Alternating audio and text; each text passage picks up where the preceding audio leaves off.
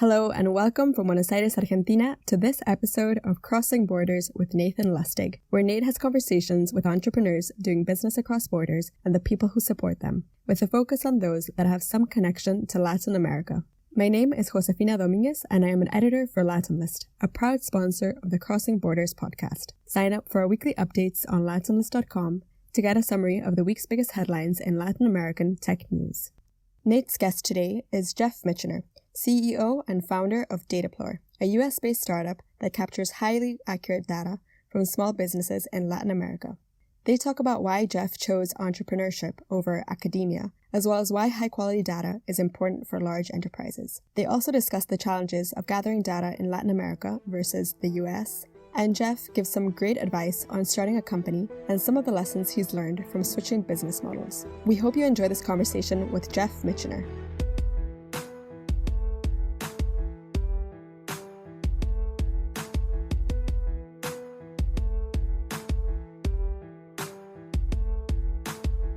Hey, Geoff, welcome to the podcast. Thanks for being willing to do it. Thank you very much, Nate. Happy to be here. Where are you in the world today? I am at my house in Manhattan Beach, California, which is a suburb of Los Angeles. Awesome. Bet you have some nice weather there to deal with the coronavirus pandemic here. Yeah, it's beautiful, sunny, great temperature. But as of now, LA County beaches are closed, so it's a bit of a tease every day. But hopefully, as the world progresses and gets healthier, I'll be able to enjoy that. Tell me a little bit about dataPlor. What do you do? Yeah, so dataPlor is a small business data company that focuses on capturing highly accurate small business data in Mexico and Latin America. We do this a little bit differently by having a field team, human verification, and other technology that helps us capture this data, validate it, and then we have built a database that we provide to enterprise customers who rely on having accurate small business information. So when you say small business data, what kind of data is it? And then what would be like a prototypical client for dataPlor? Yeah, good question. So small business is obviously a big term. How we define a small business is anywhere from a storefront. So think of Geoff's Taco Shop or Geoff's Bistro that you're walking down the street. We consider that a small business. So it could be a nail salon, a restaurant, a cafe, a bar. But there's also professional services such as legal offices or medical, such as a dentist or a single practicing physician or an attorney, right? So that's how we define small business, is a place where there's a storefront or it's a single office or maybe a service provider like an auto mechanic. That's what we define as small business. Typically, most of the businesses we capture have less than 50 employees. And in terms of who do you sell to? What kind of businesses are interested in that kind of data and what do they do with it? Yeah, so we can get into the challenges of small business data in Mexico later or in Latin America as a whole. But a lot of companies rely on small business data. If you think about it, if you're able to go onto Uber right now, well, I guess Uber is a bad example. Let's say Google Maps. Google Maps right now in Denver, Colorado, and you were to type in Geoff's Cafe, that information shows up. And that's because behind the scenes, there are data providers that provide that data to Google Maps. And that data fuels their platforms. It makes sure that the consumer has a great experience. And the same can be applied from a commercial standpoint, where if you're, let's say Visa, and you're trying to sell your product and services into a small business, the better the information that you have, the better your sales and marketing teams are going to perform. And so that's why enterprise customers utilize dataPlor's data, is they need accurate small business data, whether it's to fuel their platforms from a mapping or mobility standpoint, or to fuel their sales and marketing organization, or to fuel their data analytics side of the business. And that's what they utilize that information for. Awesome. Yeah, and we'll go deeper into dataPlor and the model and everything in a little bit here, but I wanted to go into your background. So where are you from originally and how did you get interested in Latin America? Yeah, so I'm originally from Denver, Colorado. I went to undergrad at University of Denver, and I had the opportunity to study abroad in Nicaragua. And I spent time in Managua, Granada, San Juan del Sur, and it was a very interesting experience because it was a national program. So there are a bunch of students from all over that participate, and we got to learn about economic development, the pros and cons of having foreign direct investment entering a country. And I really fell in love with Central America at the time. And I decided to then go and travel throughout Central and South America after that, and fell in love with the culture, the people, just everything about it, and decided, wow, if I ever have an opportunity to get into Latin America from a business sense, I really should think about it. And that's kind of where my first love of Latin America started. And what did you study in school, and how did you decide? Did you always know you wanted to be an entrepreneur, or was that something that came up in your career? Yeah, so I never really thought about necessarily entrepreneurship as a career. I was really focused on international trade, international economics.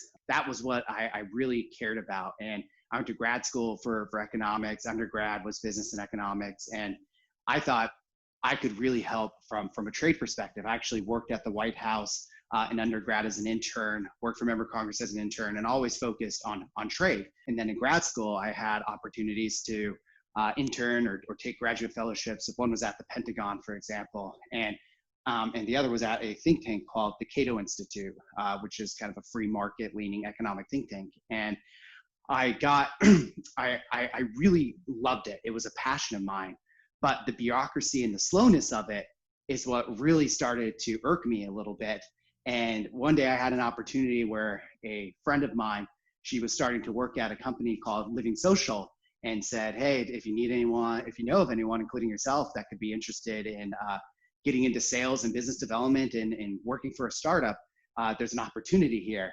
And I was like, this is something that's interesting to me.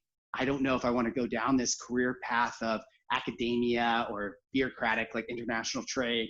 Let's see what this is about. And I joined Living Social, and at the time I think it was called Hungry Machine, and that's when I got my first taste of entrepreneurship. And how did you decide that dataPlor was the company to start rather than any other company that you could have done? Yeah, so at Living Social, like many startups, had multiple roles, multiple hats, and it was very inclusive where I could meet with different teams and learn about challenges and problems. And I really tried my best to network internally within the organization. And I noticed that small business data was really bad for our sales team, our inside sales team, because imagine if you're on salesforce.com, you have all of this small business data and you're making 50 calls a day, let's say, and making 50 calls. If that phone number doesn't work or that business doesn't exist anymore, that creates frictions, that creates operational inefficiencies. And I was like, this is interesting. Why is this? And I looked and I saw, well, we're getting all this data, or Living Social is getting all this data from other data vendors. And the data is okay. It's not bad, but it's not great. Where's good data? And I noticed the highest rate of like a lead score, quality score on leads, was from our outside sales reps, the people who physically visited local businesses and would go in and ask them about Living Social and a daily deal. And they would go onto their phone or computer and put in all this information, Geoff Michener, Geoff's Bistro, the phone number, the address, everything. And whether or not they closed the deal or not, that information was live in our system and highly accurate. And I was like, what could we do with this? And so a couple co-founders and I decided to start a company around the premise of let's make small business data in America better. And how we were going to do that is reach out to outside sales reps and other outside professionals when they go to a business, let's say Geoff's Bistro, and they're there selling whatever product and service they're selling on the side, because you downloaded our app, to send us that data. And so that's what we built. And individuals, we had over 2,500 people on our platform, and they would go business to business all over America, and they would capture this information, send it to us. We would clean it, make sure it's verified, and we'd end up licensing that data back to companies like Living Social, Groupon, Yellow Pages, etc. So that's what we did in the US. We had some troubles and challenges though, because the data is decent in the US and it was very expensive to capture this data utilizing people in the US. Even though the quality was high, companies weren't willing to pay 20 times more for the data because they can still get some decent information from other providers. So we ended up having some challenges and unit economic problems, and we ended up having to do a fire sale of the business, which was a huge learning experience for me, from starting a company from the ground up, fundraising, to clients and product, and to winding it down and having to exit the company. And I learned a lot, but during that time, I made some great relationships. And one of them is with a gentleman named Matt Graves, who was running Info Group at the time. He was the CDO of Info Group. And he told me, and he was actually one of our customers. He was like, hey, like, I think you guys were onto something. I understand the challenges, startups are hard, but if you guys ever need advice, one of the biggest challenges that we hear from customers is no one really has accurate information on small businesses in growing economies throughout Latin America, Southeast Asia.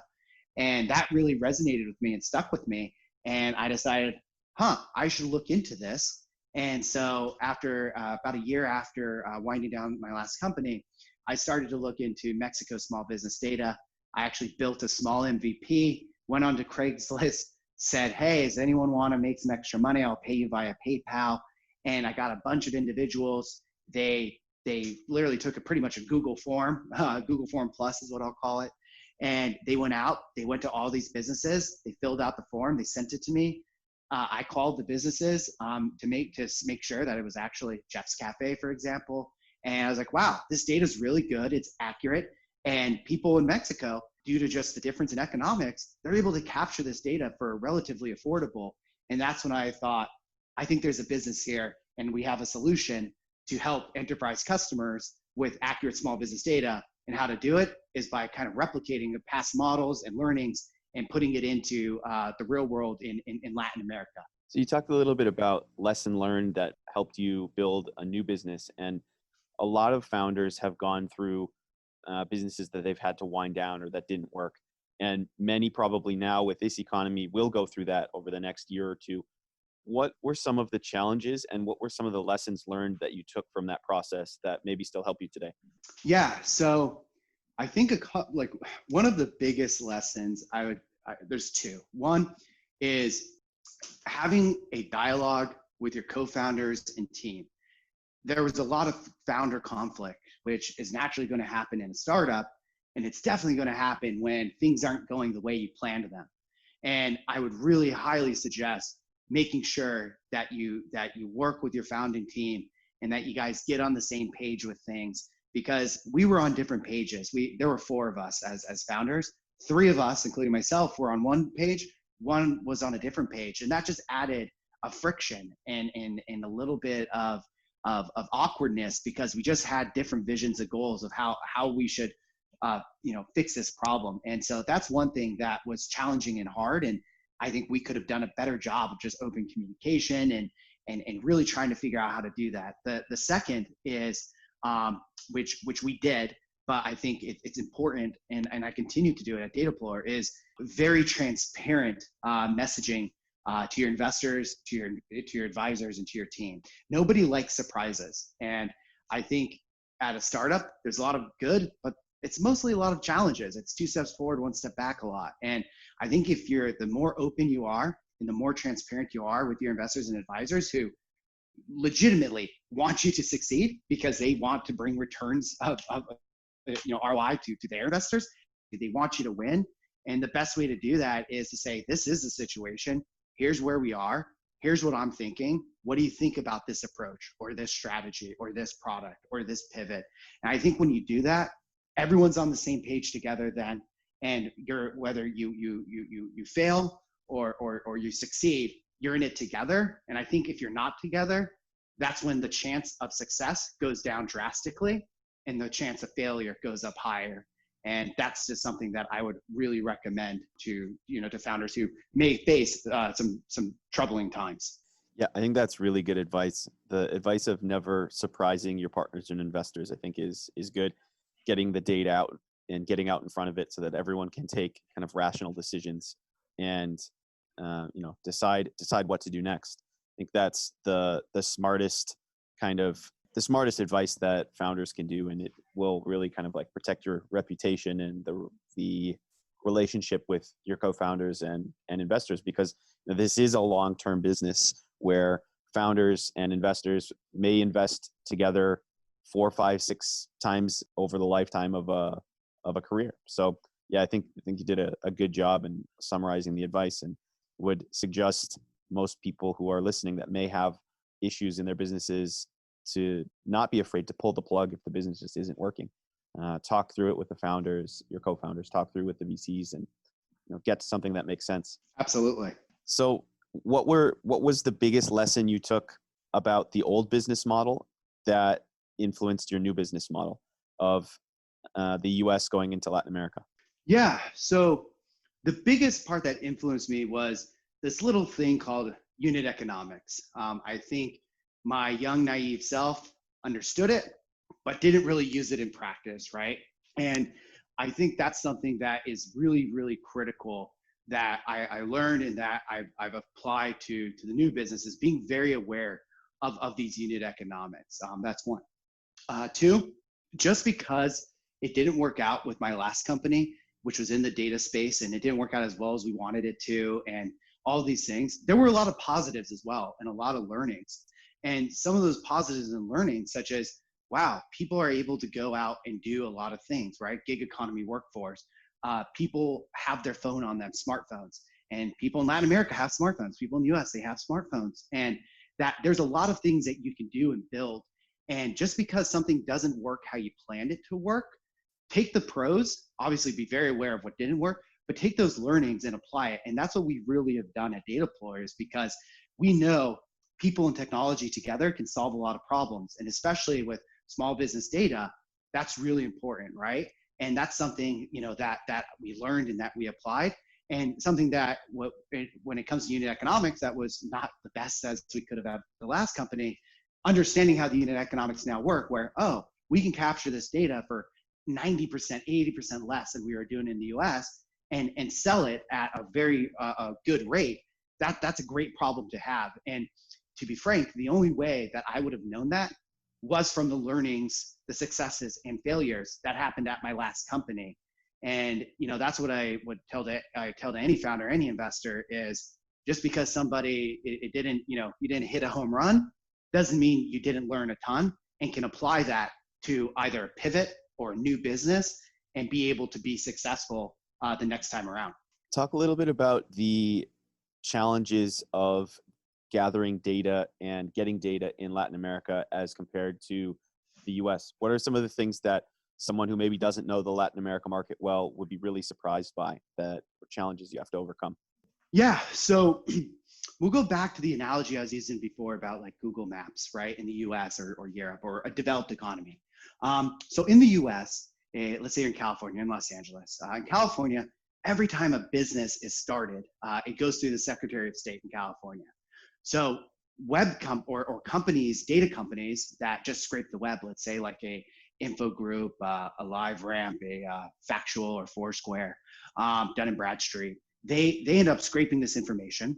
And then there's a lot of online sources as well. So think about online directories where you can form partnerships, such as with Yelp and TripAdvisor, et cetera. So these data companies are able to get all of this data, and then they use their own process in order to validate it and clean it and standardize it.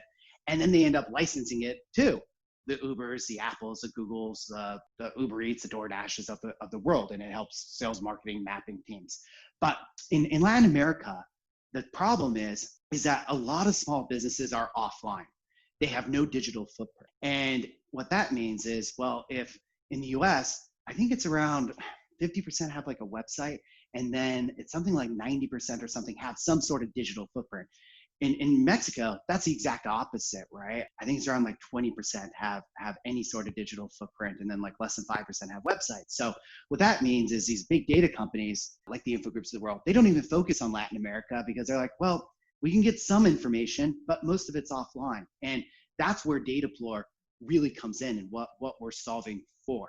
So what we do is we've built a platform that we can recruit, hire, and train gig economy contractors who have a smartphone, and they go business to business, like a census, and they capture the small business information. So they'll go in Mexico City and they'll get Geoff's Cafe, the latitude, longitude, photos, hours of operations, what credit cards do they accept.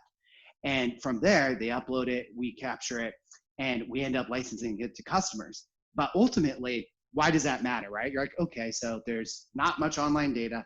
You're sending people out there to capture the offline data.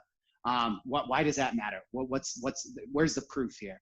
And the proof is with some of our partnerships that we've had, where we had a joint partnership with a company in Mexico and Google, and we ended up getting around of the data that we sent to a part of this joint partnership.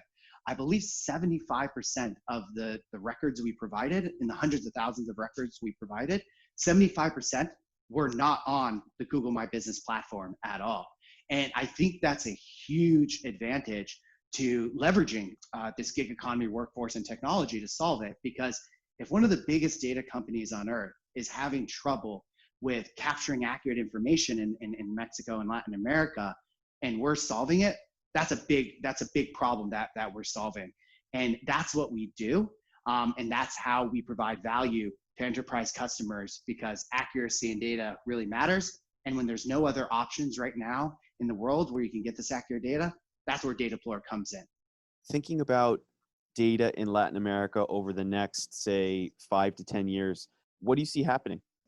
Yeah, great question. So I think about that a lot. This is something that keeps me up at night, because in reality, a lot of these businesses that, in 10 years, maybe some of them do come online, right? But what does coming online mean?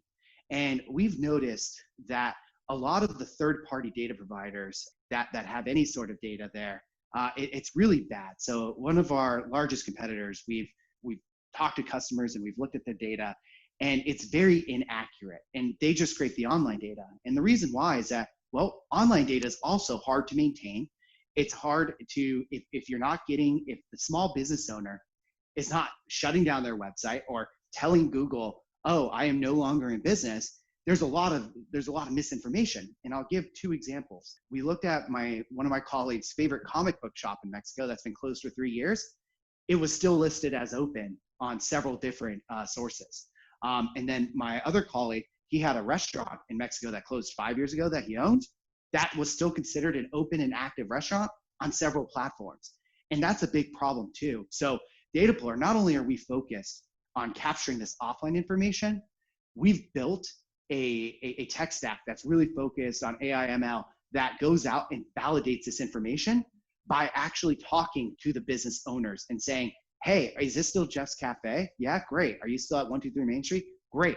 And so we're actually keeping online data much more up to date as well and making changes. And that's where we see data in the next 5 to 10 years is, yes, we're still going to have a workforce that's able to capture offline information and provide huge value because no one else has this data. But at the same time, we're also going to provide very accurate data, because online data is just as bad as the offline data. And so we're killing 2 birds with 1 stone with our tech stack. And to give one more, information about this, okay, wow, so there's really bad data also in Latin America because it's hard to keep it up to date. In Mexico, there's a database source called INEGI, which is the government source. And I believe it's updated every 4 years. For most businesses, I mean, small businesses could churn, 10, 20% a year. And with COVID going on, could be up to, 40, 50%. And if you're only updating it even yearly, let alone 4 years, that means there's going to be a lot of bad data out there. So companies who just go to the government source and capture it are going to be in for a rude awakening when they see how bad that data is. And I don't really see Latin America in the next 5 to 10 years streamlining that process and focusing on the small business data side of it. I think they have a lot bigger problems to solve. And that's where I think dataPlor stays stronger and continues to grow and continues to help public, private, government sectors. Do you have any blogs, books, podcasts, or documentaries that you like to recommend to people, whether about business or just about life in general? Yeah. So, I think about that a lot of what's like, and I was thinking about this all week about like, what do I go back to a lot? And there's 2 books that I really read a good amount, or blogs. Is one, I love Mark Andreessen or Ben Horowitz's blogs. Like Ben Horowitz's blogs are great. I think there's great information. And I really love, and it's a little cliche, but The Hard Things About Hard Things by Ben Horowitz. That was a great book for me. And why it was good for me personally was to see the struggles of how companies change. There's a big difference between dataPlor a year and a half ago to dataPlor today versus dataPlor in 2 years and then dataPlor in 8 years, right? Or 50 employees to 500. And I really enjoy learning about that process because sometimes you feel like, what's going on? And sometimes it's, wow, certain team members, they're good in this environment, but not good in another. Or, oh man, we got to set up some actual processes now because we're a bigger company. And those are things that I like to read about. And secondly, which I highly recommend, is a book by Chris Voss, and it's called Never Split the Difference. And it really helps me with negotiating with VCs, and even more importantly, negotiating with customers, where you're trying to do your best to offer a product and service, and there's the negotiation, and it really helps teach you ways to frame things and ways to make the customer feel like they're getting what they want, but at the price and economics that makes sense for you. And that's a really good book. And then the two podcasts that I listen to, again, a little cliche, but This Week in Startups and then A16Z. And I like them because they interview a lot of operators, and I love listening to operators, right? I love hearing the challenges that they are facing and how they've solved them or didn't solve them. And that's something that I really like to listen to because I only know so much and I'm always wanting to learn more. And I think a lot of the lessons and things that you hear from other founders, you can apply to your business. So those are the four items that I recommend. One thing that you didn't mention, because probably it's your own thing, but is really good for Latin America content, is your newsletter. Can you talk a little bit about why you decided to focus on content marketing, and then I'll give people an idea of why they should be subscribing to your content? Yeah, so great. Yeah, I didn't want to pitch too much about dataPlor, but that's my job. You're right, Nate. I have to help you get there. Yeah. So yeah, we've developed a very insightful newsletter, or I think it's like newsletter.dataplor.com as well. And you can go to that, and ultimately what we've done is we've curated a bunch of business, political, government, fundraising news throughout Latin America, and we get the ones with the most legs, the most traction, and we take it, we digest it, and we create a little bit of our own messaging, and we summarize it ultimately. So every week in your inbox on Friday morning, you can get the roundup of what's happened in Latin America over the past week. And it's a quick read, and it's one of those reads that if you read it every week, you're going to become a quote unquote expert in Latin America in no time, because it's an objective newsletter. It showcases everything, as I said, from companies who just raised to VCs to government regulations. And it's a really interesting way to learn about the industry, especially for people who are just curious or are currently operating in it or are interested in investing in companies focused in Latin America. And why, Nate, we got into content marketing like that is because I do believe that even though we're a data company, and at times, that can sound, boring to some people, is data really does run a lot of the world. And we want to create content around that. So people come to us as, wow, these dataPlor, they are thought leaders in not just data, they are thought leaders in Latin America and really care and think about the challenges of LATAM, and that they want to know it just as much as maybe the reader wants to know about it. If you could go back to when you started dataPlor, knowing everything you know today, what advice would you give yourself? So when we first started dataPlor, the mission was to go out and capture hand-collected data at scale. The problem was a lot of our customers, we had a chicken and egg problem where they're like, cool, do you have 1 million records? We're willing to pay a premium for that. And I said, no, we don't. We don't have that. And we ended up taking on a lot of what I called custom service deals, custom projects where, all right, let's go out and do some custom data collection for some really big companies that we've worked with who are like, okay, you don't have a database, but we still need your help with X, Y, and Z data collection. Great. So we did that for a long time. The problem with that was, even though we got decent margins on every deal, it wasn't scalable. And we weren't capturing enough data to get to 1 million records in, let's say, 6 to 12 months, right? It could have taken years to get there. And so we actually made a hard pivot back in December to be like, you know what? We have a lot of customer interest. It's clear we're solving something, but it's not scalable. This isn't a venture-backed business. This is just maybe a good business. And we were like, let's focus on this database. Let's focus on capturing that 1 million records. So we went out and worked with a lot of investors and new investors, and we raised capital to go and do that. And now, as of today, we have over 1 million human verified businesses in Mexico, which is our ultimate goal and our ultimate vision was to get to there. And we were able to do that. And what I would tell myself in the past is, don't be afraid at times of doing a hard pivot. Don't be afraid of, oh, wow, we have all these customers and it looks good on a deck, but you start to get deeper into the numbers. Don't be afraid to realize that, man, this is decent, but it's not where we need to be. It's not going to solve the bigger problem. And to swallow your pride, to swallow the ego, and to realize, let's figure out how we're going to solve this. Let's figure out how we're going to be a big company and do it. And we did it in December. I think we could have done it a little bit earlier, maybe a month or two earlier, but that was something in my mind. By making that decision, being decisive and saying, we are making this pivot and just we're doing it in December, is the reason why we raised venture capital, why we're in a okay financial position during COVID and a recession, and how we ended up getting to our goal of over 1 million records in Mexico that now we can go and license to global companies. If we didn't do that, I don't know if dataPlor would be where we're at today.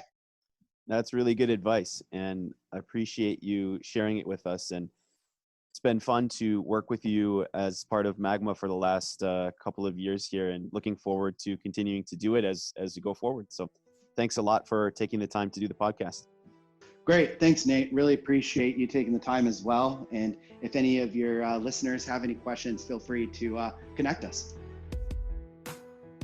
Thanks again for listening to this episode of Crossing Borders with our guest, Geoff Michener. And thank you to Angel for helping produce this podcast. If you enjoyed this episode, please share it with a friend and give us a rating on iTunes or wherever you listen to podcasts. It's the best way to share what's going on in Latin America's ecosystem.